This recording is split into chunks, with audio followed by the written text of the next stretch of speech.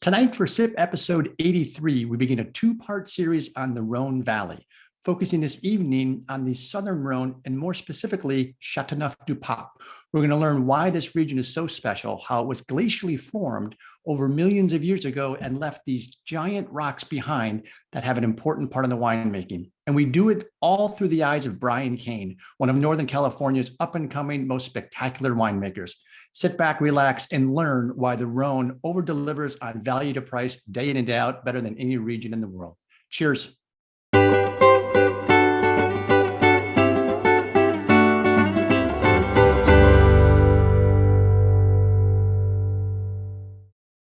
So Bryan Kane, ladies and gentlemen, is tonight's guest for episode 83 to talk about the Rhone region. Bryan, it's so good to see you coming to us from Michigan. Yes, cheers, everyone. Cheers. Yes, I'm in Michigan today. I was right in your neighborhood prior to this, in Florida, but on the other side of the state, and taking a little break from the cellar here to do a little bit of wine work and also see some family. Oh, good. And well, I want to talk a little bit about your background and how you got into the Rhone, because it's from a price to quality standpoint, the Rhone offers some of the greatest value wines there is. And if you're ever at a restaurant, if we can ever go dining again, if you're ever at a restaurant and you are looking for wines to impress, power, finesse, and a quality to price ratio, QPR, pull over the sommelier and say, I'm looking for something from the Rhone. I'm looking for a GSM. I'm looking, and it'll be a fraction of the price of the Cabernets and Merlots on that wine list. And it will pair wonderful. So Bryan, walk us through, what was your first introduction to the Rhone region? Well, I think I was originally a wine enthusiast before I became a winemaker. And so I went through all of the traditional phases that you go through on, wine drinking, and had all of the Cabernets and all the cult cabs and on all the lists, and then progressed on to Pinot Noir and kind of did that whole region, and ended up on the Rhones, and I also did Italians after that, a lot of the Tuscan region. But with Rhones, one thing that I saw that was a little different than everything else is there weren't a lot of great Rhones in the US. A lot of people were making Syrah, but as far as Southern Rhones, there weren't a lot of people making a Châteauneuf-du-Pape style blend. Obviously, Chateau Boscatel and Topless Creek really were the leaders in that, and there were a few people doing that. So when I decided to start making wine at home, before I became a commercial winemaker, I focused on Rhones. It just made sense. That's what I couldn't get a lot of in my cellar from California. I had plenty of cabs, I had plenty of Pinots, and it also was one of those things that I think hunting out the Rhone grapes were a lot of fun as a home winemaker. So, how old were you when you decided to become a home winemaker? Oh, I was, that was 20, what was that? Like over 20 years ago. So okay. I was quite a bit younger. So you're not going to tell us your age. So we'll just say 25, 20-ish, in your early 20s. Interesting.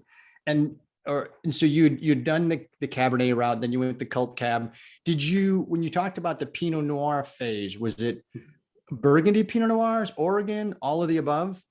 I always started with the French because I grew up in the East. I didn't really have much of a exposure to California wines. It wasn't until I ended up crossing over, doing my MBA on the West Coast and getting introduction to California wines did I really start to drink California wines. So it's, and that's when I got on all the cult lists. It happened to be about the right time when you could actually get on all those cult lists. But everything started with, for me, it was always the French and Italian wines kind of growing up as a wine enthusiast. So I naturally, when I got into the Pinot phase, I went to Burgundy. I've been to Burgundy at least 7 times, I think. Wow, that's 7 more than me. Couldn't be more jealous. Yeah, it's By a the way, lot of fun. for just from an order standpoint, here's how you should be tasting the wines. Thank you, Mission Control, right on top of things. The Gypsy Rouge, Cincaut, and we're going to end with the Mourvedre, and we're going to go deep into this.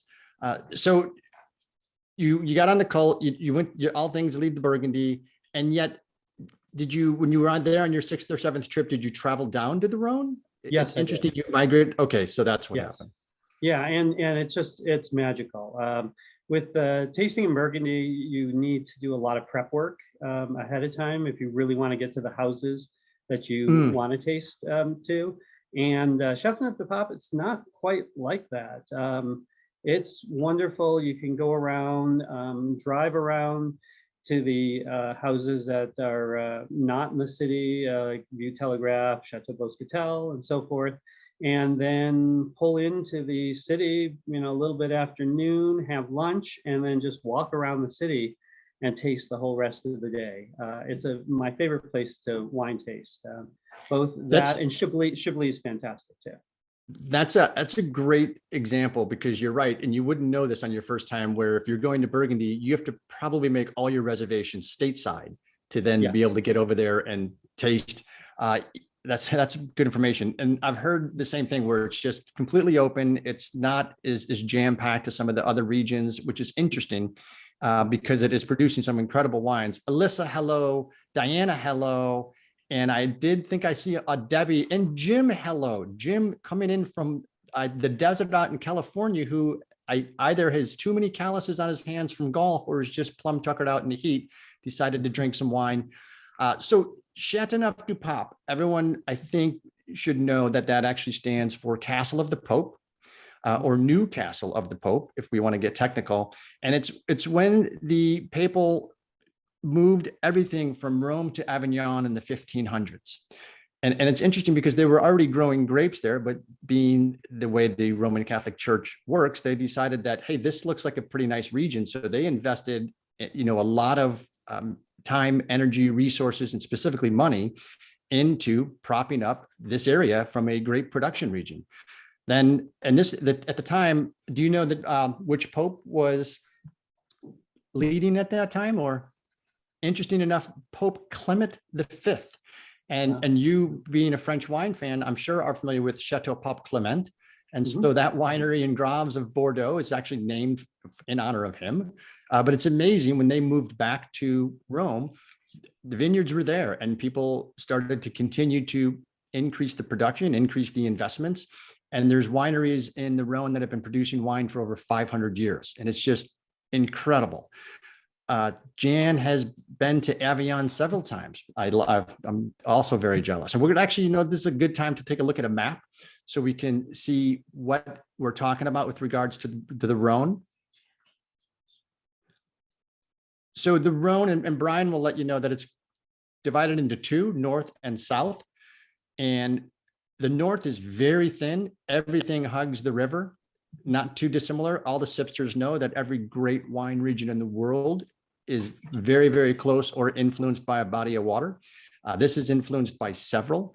And also quite similar to where Brian sources his fruit and grows his fruit is the element of limestone. And most of the Rhone is these pebbles behind me. You got to have great stones to make wine in the Rhone. You can interpret that any way you want. I'm not certain what Mission Control is laughing about, but these stones have a huge influence.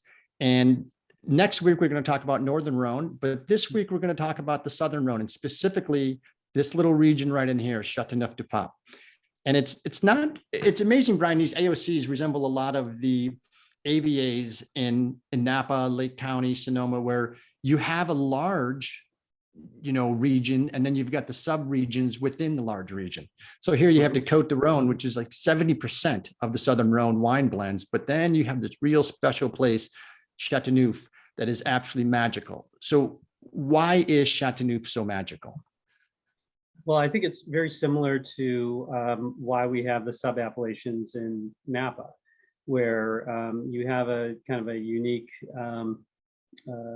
terroir that grows grapes of particular climate, the soil and everything allows the grapes to grow in a particular way that resembles exceptional quality. So very much like we have Oakville, Rutherford, Howell Mountain, Diamond Mountain, Calistoga. We have Calistoga now. We have a number of these sub-appellations of the Côte de Rhône, which are produce unique grapes, and that's has been something that the French have been doing for years and years and years, and down to the vineyard level in Burgundy, and classifying each vineyard as either a Grand Cru or right, a so Premier it's one of Cru, those Grand things, Cru. Premier Cru, Grand Cru, or just being a village wine. So I think it's the very similar thing in Châteauneuf-du-Pape. It's a sub-appellation that's unique. It's known for its really unique stones, the pebbles that cover, and then the limestone underneath. You mentioned limestone. I'm actually not in limestone.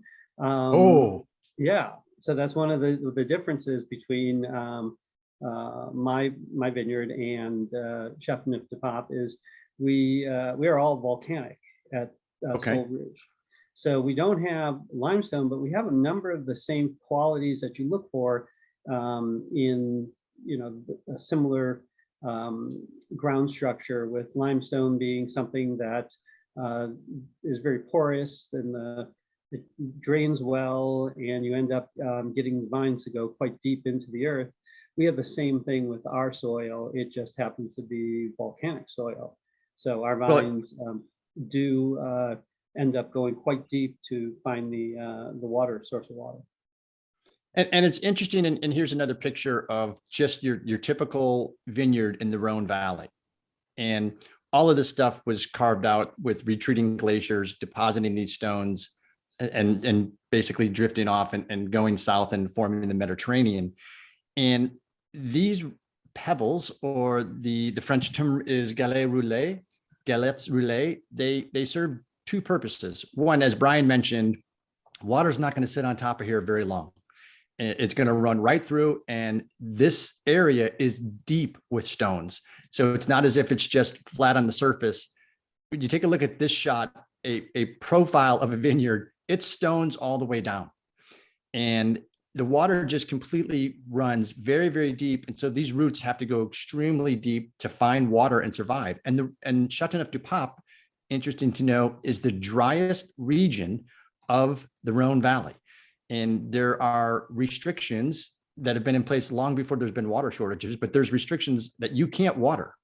So these are very intense vines, tremendous vigor and cluster production. And when it's canopied correctly and pruned correctly and managed correctly, all of the things that Brian does, you get some amazing results. And as I said, the price to value ratio is off the charts. And to give you an example, if you go to the Cellar Angels website, the first thing you're going to see is the sip kit. And all of the wines that Brian made available for us this evening were in a previous sip kit. There's 4 more wines available that we're going to continue with the Rhone, and then some Cabernet and Pinot Noir. But check out the price of Brian's wines. So the Gypsy Rouge is $36. And if this was what, Brian, 22 miles south across the border in Napa, this would be a $90 wine. Yeah. It's incredible. And similarly, the Mourvedre, $39, and the Cincaut, $39. So it's holding true both in Europe and in the United States. The Rhone wines are amazing values. Now, Brian will tell you, and he's mentioned a couple of them, Chateau Beaucastel is not an everyday house wine. I would like it to be. I'm just not in that income bracket type of thing. Chateau Reyes, another Châteauneuf-du-Pape, that goes for $2,000-3,000 a bottle. So there are some very, very expensive Rhone wines, but you get a feel for those grapes, or I'm sorry, those rocks in those pictures. And the rocks let the soil drain, but also they absorb the sun's heat throughout the day. And at night, they radiate that heat back into the vine. So it's really a pretty cool process from that standpoint, which is just another one of the many, many things that makes it very special. On the Gypsy Rouge, talk to us a little bit about that on flavor profile and what you were looking for when you do this blending. Yeah, so the Gypsy Rouge is the reason why I planted Sol Rouge. When we were looking for property, my wife and I were looking for property to develop a vineyard. We didn't even bother looking in Napa because we knew we couldn't afford it. Looked in Sonoma, looked in Mendocino, looked in the Sierra foothills, looked down in Paso Robles, and we ended up at an old walnut orchard that was on the side of a hill, side of a mountain, Mount Conocti in Lake County, that had this red volcanic soil. And I had used some Rhone varietals from the area and had really enjoyed the results that I had previously, and decided after I was making some wine from a grower down in Napa, which some of you may know, Andy Beckstoffer. And I was using the Tocalone and Dr. Crane at the point in time. He owns the property just adjacent to ours. Oh, so wow. I was able to get introductions to his people up there. I started finding out how much that Andy and others had been investing in this region. And it was, quite a bit less expensive than Napa. But yet had a very similar, climate to some places in Napa. A little bit higher elevation, definitely still has, the red volcanic soil that many places Absolutely. in Napa enjoy. And we decided to purchase this property. And I did mostly all Rhone varietals.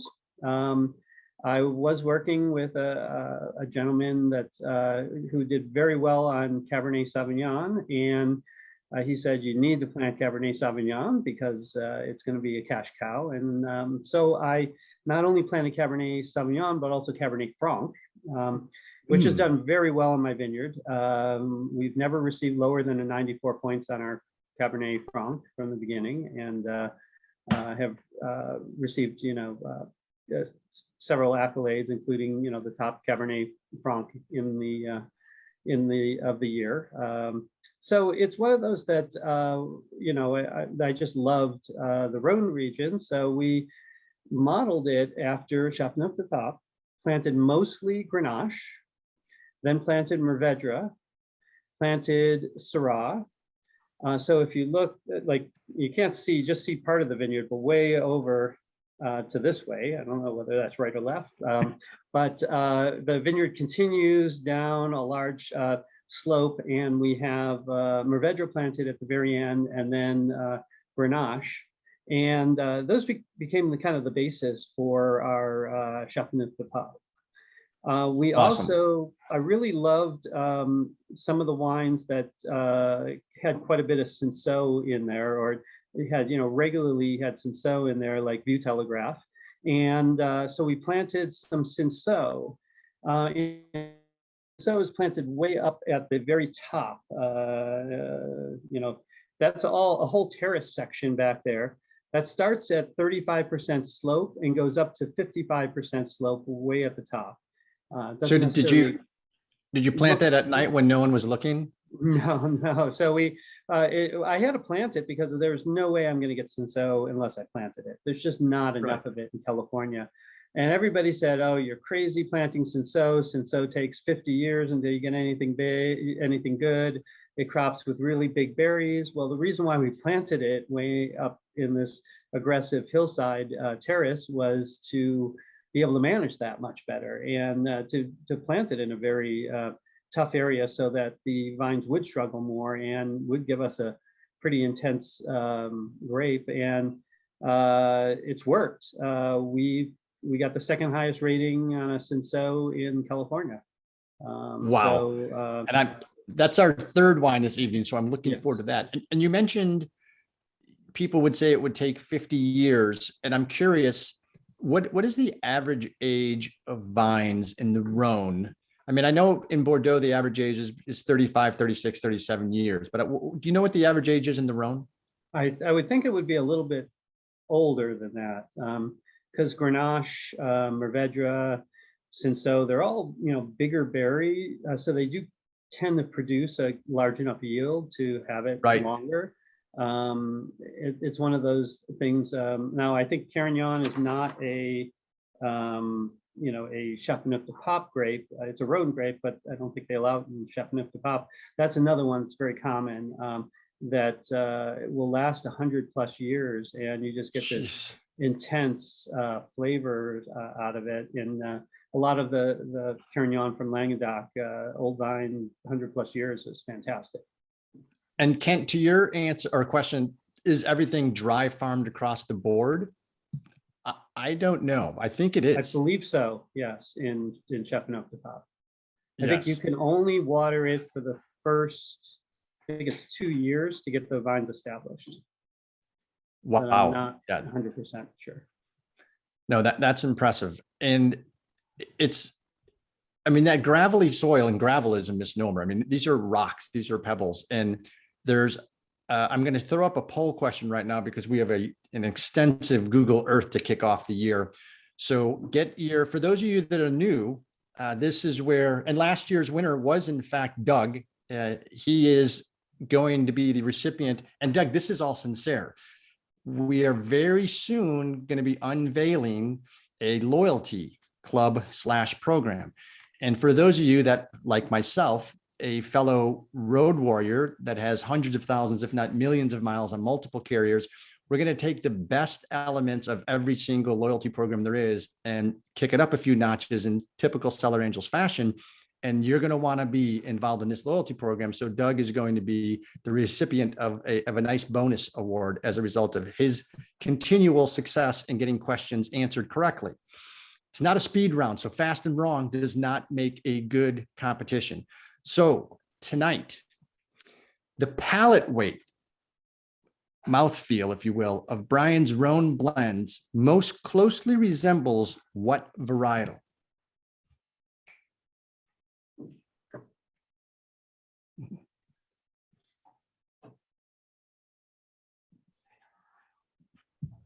Mm. Mm-hmm. Mm-hmm. Mm-hmm. Pinot Noir, Merlot, Cabernet Sauvignon, or Zinfandel. We're going to give this about another 5 seconds. 4, 3, 2, 1. Pretty impressive all over the board. Bryan, what is the answer that the Gypsy Rouge most closely resembles as far as palate weight? Well, I always call it my Pinot Noir because I'm in a region that is too warm to grow Pinot Noir. And so this being mostly Grenache based, and I always attribute Grenache and Pinot Noir as being these lighter, delicate, multi-layered wines. I always tell people this is my Pinot Noir. So it will pair very well with the same foods that you would pair Pinot Noir with. Anything from fish. It actually does extremely well with sushi. The spice in the Châteauneuf-du-Pape or in the Gypsy Rouge ends up pairing really well with raw seafood, and it does well with chicken. It does extremely well with meats that can be a little spicier or barbecued. Lamb it goes really well with, and then barbecue. So I think it ends up being kind of a mix between the I always call it my Pinot Noir, but then it has a little bit of the spiciness that you might find in a Zinfandel. And obviously a Zinfandel is a thin skin grape, and if it's done dry, which is very tough to get in most of the supermarket Zinfandels, but if it's done traditionally, Zins are very light, very elegant, multi-layered wine, Primitivo, and it is an excellent Italian wine that I think can stand up with the spiciness to a lot of good food that'll be barbecue or have a little spice to it. All right. Only 5 people got that question correct. So if you want to reveal yourself in the chat, and Zoom has a new feature that allows us to do an audit trail to determine whether or not you were telling the truth. So please don't, they don't have that feature. I suggested it, but they don't have that. Okay. Second and final question. And this one, everyone should get correct. Either myself or my spouse has been diagnosed with a form of COVID-19. True or false? The CDC has asked us to do a representative sampling of our audience since it's all over the country. And we're curious. That's the Châteauneuf denomination controllee CDC. It's not our CDC. All right, 5, 4, 3, 2, 1. Who's changing their answer? All right. Mission Control and I would be in the false group as well. So for those 5 that have been diagnosed or a spouse has been diagnosed, we hope you are well on the mend. And more importantly, we hope your smell has returned, because these wines, the bouquet is leaping out of the glass here. So I am very impressed with that. Pinot Marty, Sean has apparently got the answer correct. Oh, Pinot Maryland. I like it though. So we have one honest person.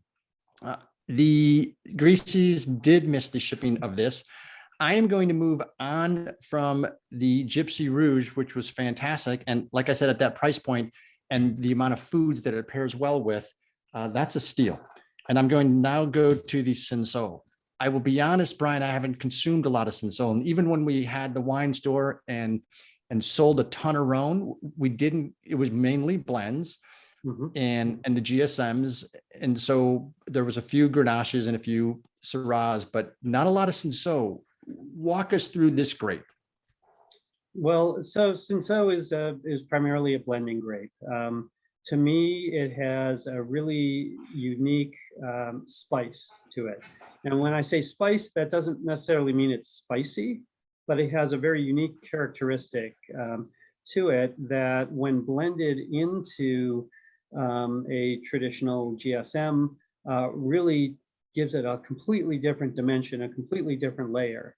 And we also have a little bit of Counoise in the Gypsy Rouge, and that again is it's a little bit more popular grape, but it tends to give the wine a little bit different dimension, kind of an uplift at the finish. But Cincaut to me really ends up, you know, giving the wine a different kind of spice dimension to it, although not spicy, but a different spice dimension. No, and you're right. There's, and I'm tasting it now, and I don't know what spice that is, but oftentimes people hear spice and they think heat. Mm-hmm. And that is not the case here, but it's more of an exotic spice. It's fantastic. It's awesome. Yes. So if you're thinking about cooking, not all spices are there for, you know, to give it heat or spiciness. It's there to give it a different dimension, the food a different dimension. And I use Cincaut for that. Now, for a number of years, we did not have enough Cincaut to do 100% Cincaut. The prime objective is to make the Gypsy Rouge, and that's our biggest production wine. We do about 500 cases of that per year. And then that's the big boy as far as production. And no, yeah. you didn't mishear, Brian. It's not 5,000 cases. It's 500. 500. Yeah. Yep. We're still pretty small. We're direct to consumer primarily. And then what does not go into the Gypsy Rouge, we do end up bottling those 100% varietals. We tend to only get 50 to 100 cases per year. This year, I think we got about 75 cases of each, the Mourvedre and the Cincaut. And, you know, it's just it's a very nice wine to have. The sommeliers kind of love it. It's always a popular one to bring in. Like Marty said, there aren't many people who make Cincaut, 100% Cincaut. And to be able to get it, I had to plant it myself. There are some people who make 100% Cincaut that is very different than mine. Tends to be really, really light, and not a lot of depth and focus, and that's because it's challenging to get the the focus and the smaller berries to make good red wine out of younger vines, and that's why we planted ours in such an impressive spot in the vineyard. But Right. a lot of that people, makes perfect sense. yeah, but a lot of people might know Tegan over at Turley. They make a Cincaut. I know that Alexander Valley Vineyards has some Cincaut that they put in to a blend. I don't know whether they make 100% Cincaut, but yeah, there aren't a lot of 100% Cincauts from California. No, it's rare. It's less than 1% of all grapes in California. I mean, it's 0.00 whatever as far as grape production would be Cincaut. It's so microscopically small. And while Mission Control is letting everybody activate their cameras, I do want to notify you of the question winner of the quiz question. Now, that one is a speed round question because that email comes out, the question is buried in there, and the winner is Scotland K. I think we talked about Scotland, and Scotland is the winner. Is Scotland on tonight? No. Oh, Scotland, that is a shame. That $10,000 gift certificate to the Mercedes-Benz dealership is going to have to go back into the kitty. So we will look to do something with that next week. And second place was Jeff and Jane G and Julie F. This is not saying last names. YouTube rule is not good. So Julie, we know who you are. So thank you so much for everyone participating in that. Many of you know or should know, Brian and I prepped yesterday. We do a technology prep the day before just to make certain Wi-Fi works, audio, video, and stuff like that. But one of the things, Brian, that you said yesterday is I'm trying to make my wines and craft my wines in a Châteauneuf-du-Pape style. When you say Châteauneuf-du-Pape style or CDP style, what are you particularly talking about? What is that style? Well, I think I'm trying to be true to what they, are doing in the old world. I don't want to. I'm in the new world. I am using younger vines, but I'm trying to get a lot of the same depth and the focus by different farming principles. We do an early green drop to be able to have the vines focus on the limited amount of fruit that's left after the drop throughout the entire year. We definitely do deficit, watering, where we try to only give the vines water when they need it. Our yields are quite low. I mean, we don't get more than 3 tons an acre out of anything, and we sometimes get 1 ton an acre out of some of it. This last year was really translate that a little bit from a math standpoint. And I told the audience, and I apologize, I said there'd be no math. So Brian, we're going to make, what is 3 tons equal to from a case perspective? So 1 ton tends to produce about, I always say 62.5 cases.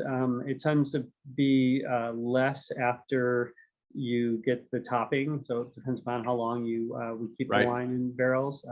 We tend to keep our wines in barrels a little bit longer than most because we use reduction as a natural way for our wines to get focus. And so it's the way, we're natural winemakers.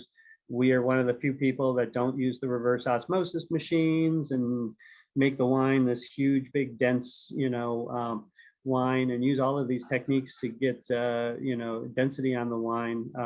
We kind of use the traditional ways, and that's one of the things is to use aging and reduction to allow your wines to gain focus and depth. Yeah, I like it. That's interesting. That water reduction thing has got to be nerve-wracking, and you're looking at the vine struggling, and you just want to throw some water on it because you know that it's going to help, and then you have to resist that temptation. That can't, and water's scarce, so that's got to be a delicate balancing act. Yeah, and we do water our vines, but it's not something that sometimes we water them not enough, and last year was a good example of that with the drought. I'm sure that you guys have all heard about, how 2011 is going to be an incredible year because all the yields were down, and at least in the North Coast. This wasn't the case across all of California, but in the high rent district, it was pretty severely down. Most everybody I know was down at least 20%. 2011 or 2021? Sorry, 2011. Oh, wait, 2021. Sorry, 2021. Right. I'm off by a decade. 10 years. No, I want to show one other picture to just give people a perspective on the rocks of this region. So now in the southern Rhone, there's a region called Ventoux. And this is actually Mount Ventoux. And this is not snow. This is just the type of rock that's up there that's more alkaline. And for those of you that are Tour de France watchers, there is a section of that race that goes up this mountain, Mount Ventoux. And you'll see the vineyards. It's one of their most enjoyable rides. It's one of the hardest rides, one of the hardest legs in the tour, because it is just basically straight up this mountain. But you can see how rocky this region is. And now with that, I think we do need to go see some Google Earth. Mm-hmm. So there is a ton of stuff to talk about. And Brian, this is going to be interesting because these are grapes that are not household names. So they're grown in a specific region of the world that is a little bit Mediterranean, but I think from a latitude and longitude standpoint, it's fascinating to see where this is. So from that perspective, here's San Francisco on our map. And if we look at where San Francisco is on the parallel, it is right between, so here's 37. Mm-hmm. So it's on the 37th parallel, and this one is 39. So San Francisco is between 37 and 39. So we then go over to France. And we do the same thing, looking at 37 and 39 and 47, 45, 43, 37, 30. So they'd be way down here. So it's fascinating because you look at Spain, and southern Spain has got its Grenache, Tempranillo, and everything up here in the northern Spain area. But this is going to have a huge factor in the coming years with climate change and climate warming, because you're going to see, we've already educated the sipsters and they know that there's different grapes now being grown in Bordeaux as a result.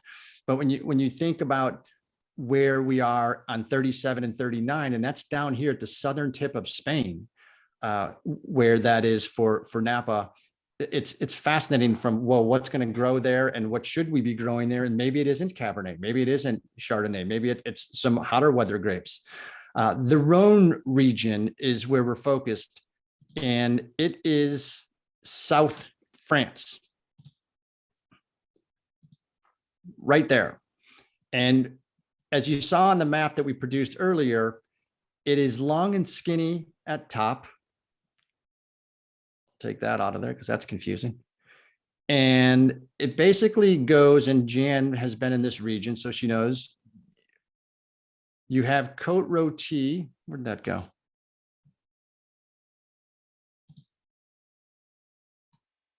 Oh, that's, see what they did. I have to put my borders back on. Sorry, it's going to get messy. So here up here is the northern Rhone area. You have Lyon. And all of these are little sub-appellations. Condro, Saint-Joseph, and the northern Rhone is all very long and thin. Everything hugs the Rhone River. And then in the first, mile or so up into the mountains. You start moving further south, and then you get into the southern Rhone. Everything south of Montélimar is the southern Rhone. And Côte de Rhone is one of those big appellations. It's like Russian River Valley, but it's bigger than that. And as you know, there's a bunch of sub-AVAs in the Russian River Valley. Châteauneuf-du-Pape is this bad boy right here. And it is spectacular. So just north of Avignon. And Brian, there was a question earlier, where would you taste in Châteauneuf? There is actually a town called Châteauneuf.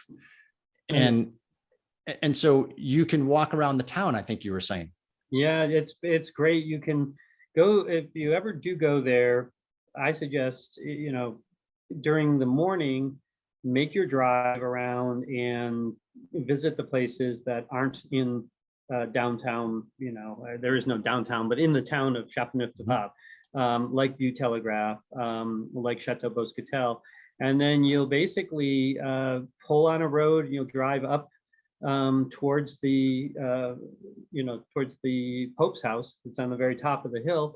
And at a certain point, they just, make you turn right into a parking lot. You park there and go and find a place to eat, and then continue the wine tasting around the town. And there's also several that are just outside of the town, and that are really easy to go to.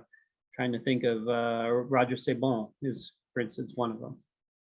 Well, and then I showed you Mountain Ventoux, and you can see there's the mountain right there. Mm-hmm. And this is another one that it's some of your nicer restaurants that have, and by nicer, I don't mean expensive, I mean nicer wine list restaurants. Some of them will have a Rhone section. You'll see GSM, which is an abbreviation for Grenache, Syrah, Mourvedre, and it may just say GSM section, and you're in the Rhone. But if you happen to find a Côte de Ventoux, this will also be a fraction of the price, and there are some killer wines from each one of these subregions. You've got Clairette de Die, which is south of there, even still, Luberon down at the bottom, and then you're almost in the Mediterranean down over here. Beautiful region. Everything just flows out. The northern Rhone is pinched by a valley, which is why it's long and thin. The southern Rhone gets a little bit more expansive and it's wider. So there's a lot of tasting to do down here. There are worse things to do than Avignon and Châteauneuf-du-Pape. And next week, we're going to have two folks on, one that got bit by the Rhone bug after he did a bike ride in Châteauneuf-du-Pape on a college, semester away. And so, and another person that was, you guys all know Steve Law, Scottish person who was assigned in an IT job, the Rhone region was his region. So not coincidentally, he went quickly from tech to wine. So I can understand that, but a gorgeous, gorgeous region. And it's amazing when you think about it, again, short and wide, long and thin up here at the top, Lyon down to Montpellier, essentially. We're at Monaco, right over here where I spend most of my winters. No idea. All right, it is a rough place. I pulled the yacht from Naples over to Monaco. Takes us a couple weeks. Naples Auto Parts. Now let's go to the wine region of which we're familiar. So we saw how further south San Francisco was. If we were to take that same parallel across the globe and bring it to the United States, you'd be amazed. We're actually in the center of Oregon. So, and very close to the state of Washington. So that explains why they're growing some of the similar Mediterranean European grapes up there. And I think it's going to be interesting in the next 10 or 15 years. But the vineyard behind Brian is actually right here. And this might get dizzy.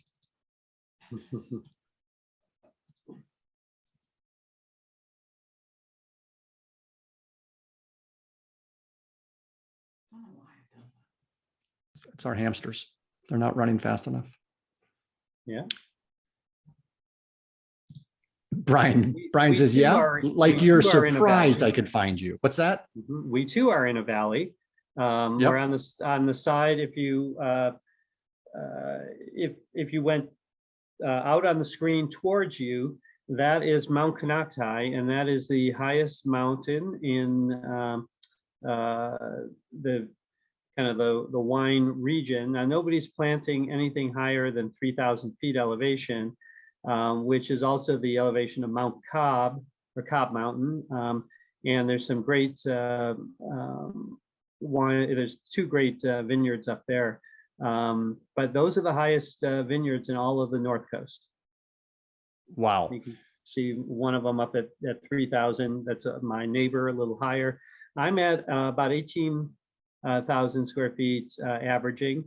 We have, this is showing some of the plantings, and then we also have some area that's not planted, a back valley, kind of a back bowl, and then the area to the kind of south of the house there that is currently not planted.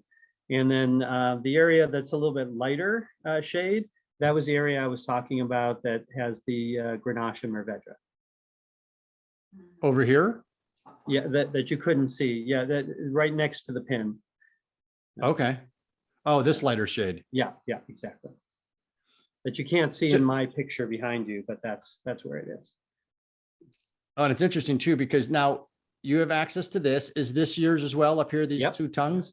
Yeah, And all of the area there where you currently are, and then we do have the area continuing down the hill, which is going to be the area that we'll probably plant last because that's the lowest elevation, and it kind of starts to, all of our properties at least 20% slope and goes up from there. We were able to clear up to 35% slope, except for the terrace section, which was an existing terrace. And we were able to repair the terraces. We couldn't re-terrace, but repair the terraces. And that goes up to about 55% slope.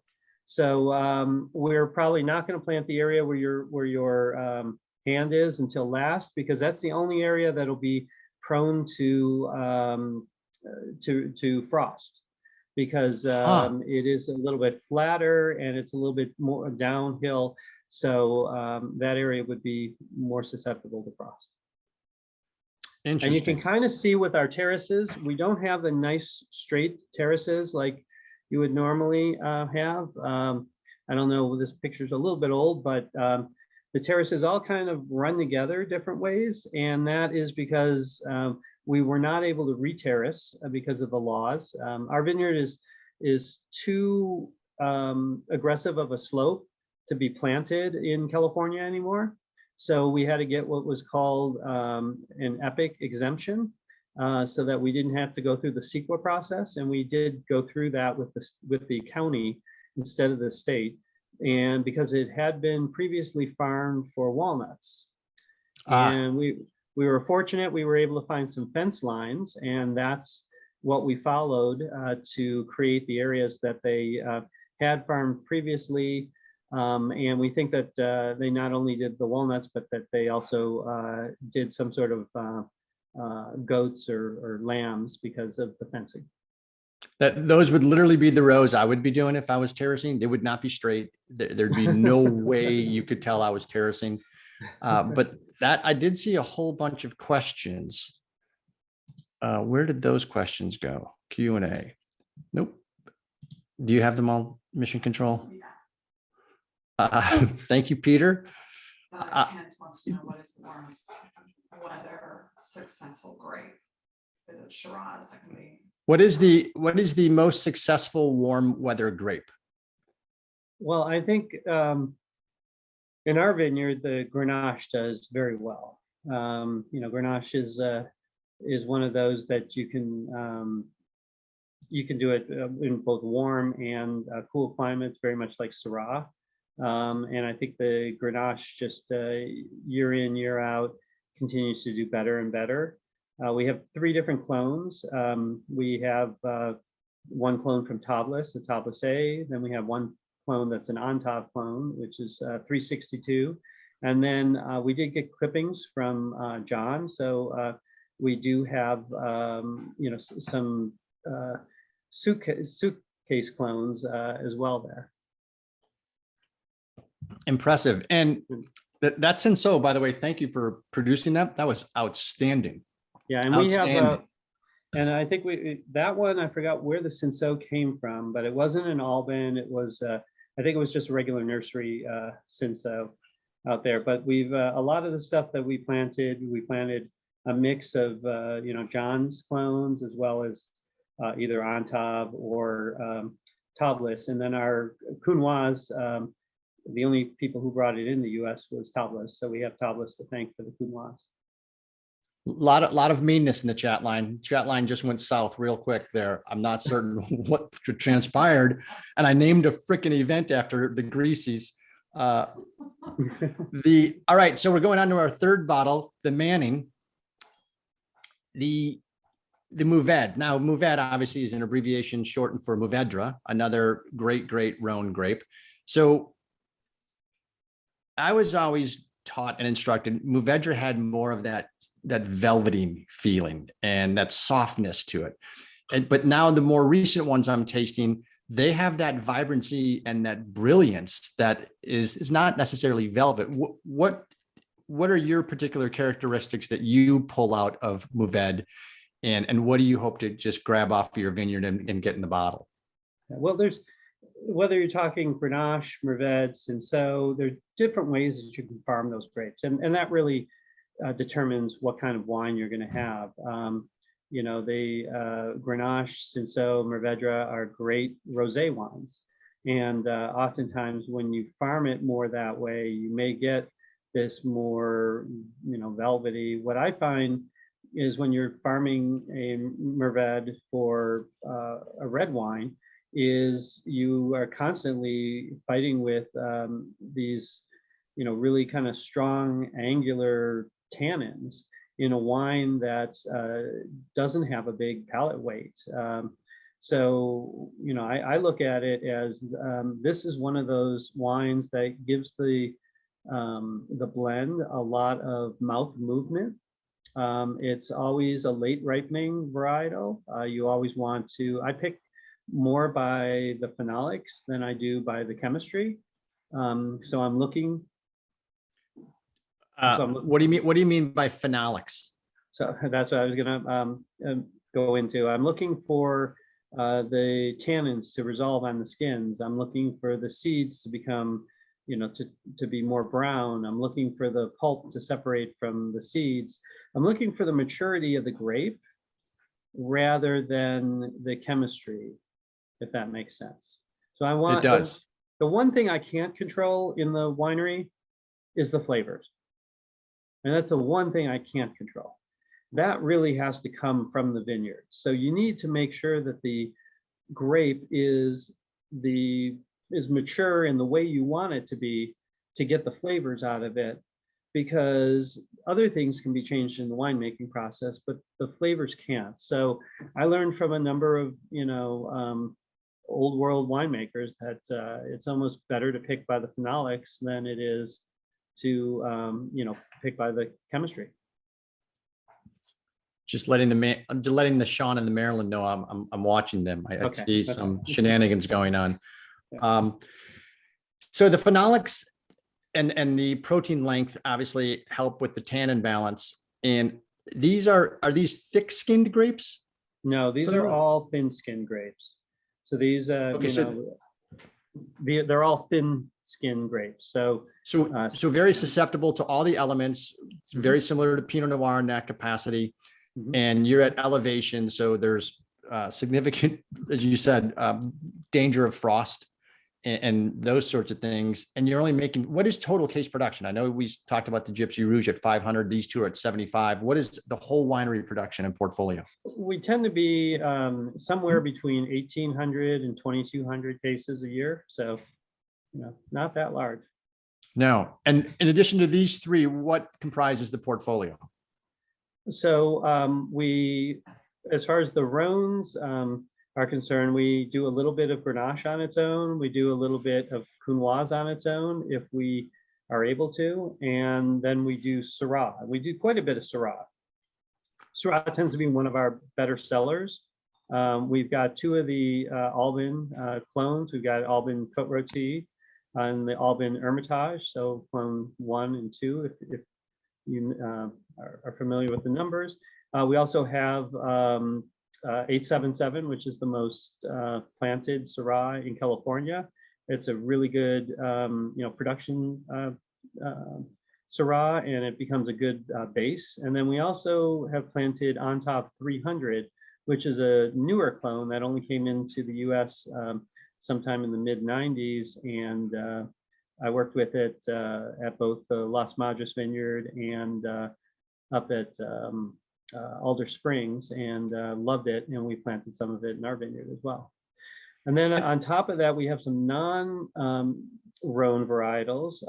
We have both a Cabernet Sauvignon and Cabernet Franc, which we talked about before, that's what's directly behind me. The closest is the probably the Cab Franc right there. And then up on the terrace section, on the lower part of the terrace section, we have Zinfandel, which I had grafted a scion from Howell Mountain. There's an old old vineyard up in Howell Mountain. That's the oldest vineyard up there, 108 years old, I think, this year. And I was able to get a couple clippings from it. And I was told that I am the second person to get the clippings outside of Howell Mountain, and the first one outside of Napa. It has that, the other one that you might know is the Chase Vineyard, which is Turley's, I forgot what they call it, the Hain Vineyard. Oh, that's right. Yeah. Yeah. So it's a unique clone. It has like a black cherry cola flavor. So if you really like those old vines from Howell Mountain, ours kind of has that Howell Mountain flavor to it a bit. And then right in the middle section on our terrace, that's been the one that's been getting a lot of notice recently. That's Petite Syrah, which we originally planted for primarily for blending and that, but we ended up not having to use it because we get enough tannins because we're high elevation and hillside.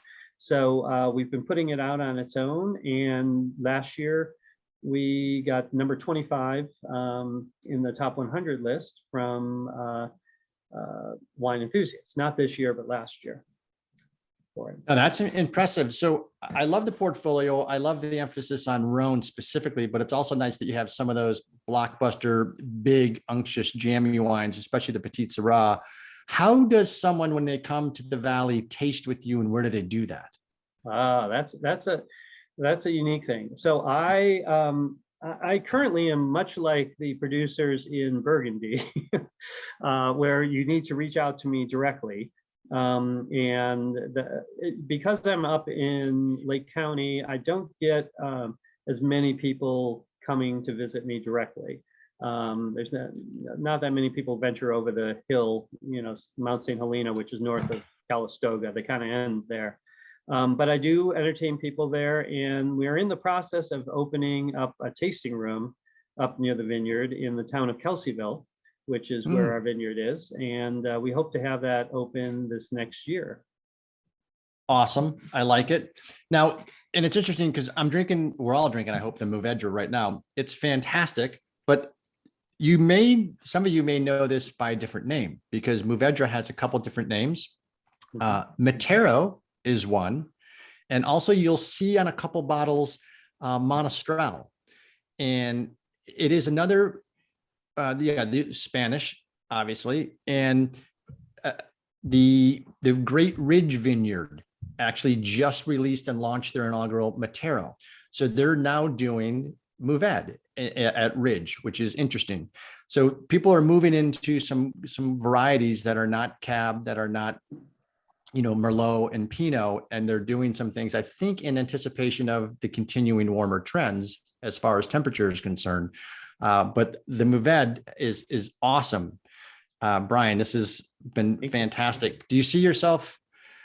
Yeah, I want to see, you're at 1,200 or so cases. Is this where you want to be, or do you want to grow a little bigger? What's your thinking for 1, 3, and 5? 18 and 22 typically, now that things are maturing more. We're hoping to be able to plant more of the vineyard and continue to grow from there. I think we're at that point where the vineyards become mature. We've got a good lineup that we do. We don't do all of the varietals single every year. It just depends upon what the Gypsy component takes and what's remaining after that. But yeah, I think we're not planning on doing much else different. We do a special blend called the Keep, which is something that's really fun. It's named after a tradition that the winemakers back in France used to do, and in the old world is they'd keep the best barrels for their house wine. So I do a blend every year, independent upon the varietal, of what I think are the best barrels of the year. And I take no more than a half of barrel, and I do a 2-barrel blend. So sometimes it's 6 barrels, sometimes it's 12 barrels, but it's of the barrels that I think are the best of the vineyard. And yeah, so we're not planning on changing much. Just continue to work on the financing to be able to plant more. I mean, it's so impressive that you can produce quality of this caliber and these sizes at 75 cases. It's insane. And at $39 a bottle, equally insane. I mean, really just a credit to your skills. And it's not accidental that you were voted, winemaker of the year. You've been touted as the up and coming cult winemaker. I mean, you've got it going on. So it's impressive, and our appreciation and gratitude to all that you've done and continue to do. So thank you for that. I'll raise a glass to you.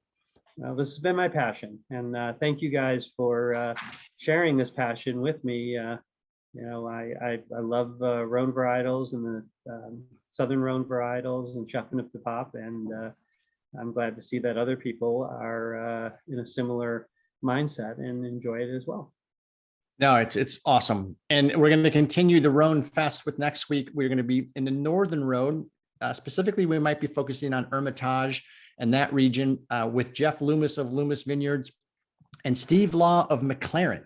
So it's going to be, I'm actually might just walk off set and let these two talk, because these are two dynamic personalities that will be very interesting to listen to. And one with the Scottish accent that I never get tired of hearing. But yeah, he produces some great wines. I really like his wines. Yeah, they're scary good. And the Northern Rhone, completely different than the Southern Rhone. So it's a lot of fun. Do not shy away from Rhone rinds. There's not much left of these on the site. So I would go ahead and act quickly. Thank you, all of you, for sticking a little bit past, but when was the last time a Zoom meeting ended early anyways? So, and these are all good reasons to stay on late. Brian joining us from Michigan. We're indebted. I hope everything goes well up there with the family stuff. Thank you for doing what you do. Sipsters, Udonic, beautiful, wonderful souls. Happy New Year to all of you. Everyone stay healthy, especially those 5 people that voted true on the COVID question. And Jan, I saw your note. I understand the question was worded properly. You could be single and healthy, and I did not have that answer. So my apologies there. Everyone be well. Until next week, SIP 84. Cheers. Be good to one another. Thank you all. Thanks so much for all your support. Thanks, Brian.